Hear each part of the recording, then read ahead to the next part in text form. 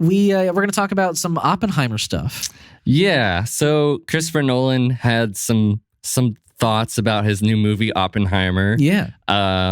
Which I guess if you haven't heard of that movie, it's his new movie coming out. I'm shocked if you haven't. Yeah. I mean, I was talking to somebody, they just found out that Barbie was happening. Wow. You know? Okay. So people aren't as tuned in as we are. They really aren't. Yeah. Okay. And considering there's been far less Oppenheimer marketing. Yeah. I'm not surprised. But it's about Robert Oppenheimer, who made the first atomic bomb or hydrogen bomb. I'm assuming atomic bomb. I forget. Nuclear bomb. Right. But he was talking about Oppenheimer's ending and Inception's ending, which is one of my favorite movies of all time. Yeah. And he said, I mean, the end of Inception, it's exactly that. There is a nihilistic view of that ending, but also he's moved on and is with his kids, and the ambiguity is not an emotional ambiguity, it's an intellectual one for the audience, which, like, if you haven't seen Inception, it's like there's a spinning top. He doesn't know if he's dreaming or not, but you know, there's the side of like, maybe he's just dreaming and it's kind of sad, or maybe he's moved on and he's with his kids. And then he was saying, it's funny, I think there's an interesting relationship between the endings of Inception and Oppenheimer to be explored. Oppenheimer's got a complicated ending, complicated feelings. Yeah, because I was thinking, like, it can't be as ambiguous as Inception was. Like, there's just, like, I don't think the movie concept itself, I think emotionally, sure, like it'll be an emotional ambiguity, because it's like, well, we saved you know, the world by ending World War II, but like, what did we really do here, you know? Yeah.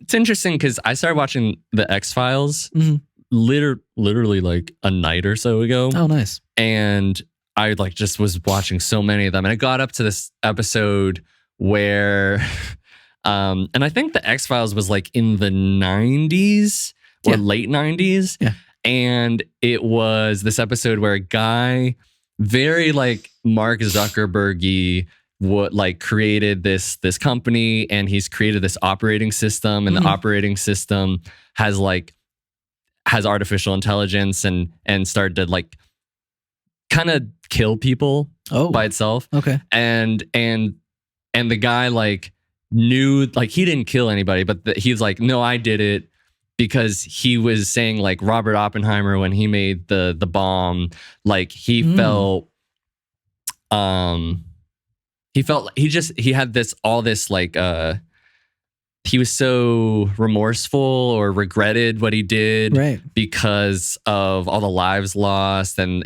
also like that he's now given this thing to corrupted governments. Right.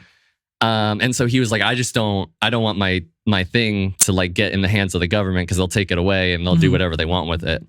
And I think that's probably a bit where this will go. Yeah, for sure. He's like, I did stop the war. I was successful in my mission, but yeah, what did it really cost? But now we you know, it's, you know, like with people saying like they walked out of that movie and were, you know, calling it kind of like a horror movie and feeling really intense things afterwards. Like, it makes sense, because like when I was a kid, one of my like biggest fears was being blown up by a nuke, you know, or like always was being. It really? Yeah. I mean, like, you live 45 minutes outside of DC. Sure. Yeah. I mean, if DC gets hit by a nuke, we're probably done. Right. Yeah. And so like that was always like a fear of mine. Just the idea, like when somebody explains to you what a nuclear bomb is, and the fact that like the US and other nations like China and Russia have stockpiles of it, and you hear about the Cold War, and like our parents lived through the Cold War, which like I think is probably more traumatic than like, but like you can, like, as somebody with like a shit ton of anxiety, like I can come up with thoughts in my head about nuclear bombs and be freaked out for like a lot as a kid. So like the fact that this is a thing that was made, and like you can see the story of it and the impact, like I can see, you know, coming out of this movie being like, oh God, yeah. I don't know, which Did I send you that thing? It was like it's a cigarette and black coffee. We're gonna watch Oppenheimer. Then we're gonna get brunch. Yeah. Gonna see Barbie, and then we're gonna go clubbing. Yeah. And that's what we're gonna do. all in one day? Yes. Yeah. Yeah, I think that's how I want to go. I can't remember if I had said originally if I wanted to do Barbie then Oppenheimer or It has to Oppenheimer be then Barbie. Oppenheimer than Barbie. Everyone's like, I can't believe these people who want to go Barbie then Oppenheimer. I think you literally said Oppenheimer than Barbie because it has to be like you have to end on a light note. I think that's it. I think you need the dessert after like the serious. Yeah, like dinner. we'll have brunch. We'll be able to digest the intellectual movie, and then we'll go party. Sounds like a plan. Come on, Bobby, let's go party. Oh wow, nice. Yeah, but yeah, I don't know. I'm so excited to see this because he's my favorite director. Nolan. I saw today that he's working with I can't remember the cinematographer's name, but it's like the fourth time he's worked with him on a movie. He did Interstellar, Tenet, and Dunkirk. It wasn't Christopher Nolan cinematographer. It wasn't Roger Deakins, right? I don't know. I don't remember the name. I don't know.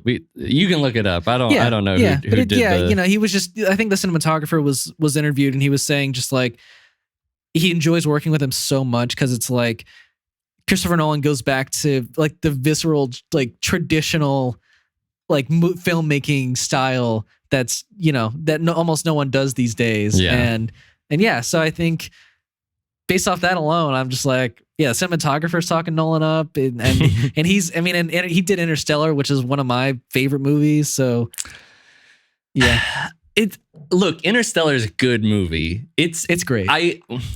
It's a great movie, but it's a good-ish Christopher Nolan movie, in my opinion. Like, it's a good science fiction movie.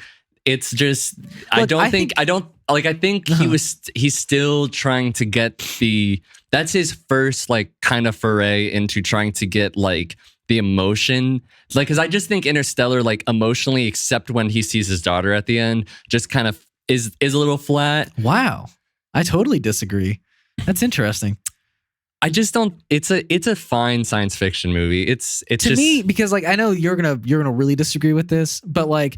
I just remember like Carl, he walked out of Interstellar and was like, this is one of the best movies I've ever seen. I'm like, that's amazing. It's just not, as a Christopher Nolan fan, I was just like, it's good. I think it's Inception, like middle of the road. I think Inception is a really good movie, but I think Interstellar beats it for me. Like genuinely, I would rather see Interstellar over Inception. So, yeah. And I know Inception is probably your favorite Nolan movie. So, yeah, probably. But yeah, that's our Nolan Oppenheimer thoughts. Yeah.